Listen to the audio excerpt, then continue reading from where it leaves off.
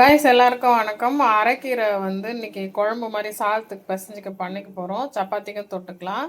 ஒரு தக்காளி ஸ்மாஷ் பண்ணியிருக்கேன், மஞ்சள் பொடி, பெருங்காய பொடி, காரத்துக்கு பச்சை மிளகா, உப்பு, அதுக்கப்புறம் ஒரு கொஞ்சோண்டு புளி தண்ணி விட்டு வேக வைக்க போகிறோம். சூப்பராக இருக்கும் இந்த அரைக்கீரை குழம்பு. அதை கூட்டு எப்படி வேணாலும் சொல்லிக்கோங்க.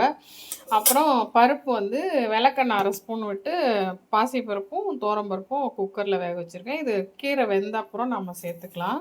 இப்போ புளி தண்ணி சேர்த்துக்கலாம். காய்ஸ் அரைக்கீரை வெந்துடுத்து. நான் கார்லிக்கும் சின்ன வெங்காயமும் ஒரு 4 நாள் சேர்த்தேன்.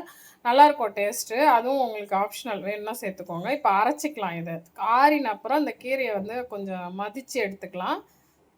கீரையை ஸ்மாஷ் பண்ணிட்டோம். நீங்கள் மிக்சியில் கூட அரைச்சிக்கலாம். அப்புறம் பருப்பு இதெல்லாம் சேர்த்து ஒரு கொதி விட்டு தாளிக்க வேண்டியதான். ஸோ அரைக்கீரை குழம்பு கொதி வந்துடுத்து. நல்லெண்ணெய் விட்டு தாளிப்பு வடகம் ரெடி ஆகிடுச்சு. ட்ரை பண்ணுங்கள். தேங்க்யூ. காய்ஸ் அரைக்கிற குழம்புக்கு தொட்டுக்கிறதுக்கு தொகையல் ரெடி பண்ணுறோம். கறி லீவ்ஸ், அப்புறம் ஒரு 3 காஞ்ச மிளகா, ஒரு சொட்டு புளி, தேங்காய், உப்பு, இதை அரைச்சி அப்படியே சூப்பராக இருக்கும். இதுதான் தொட்டுக்கு போகிறோம்.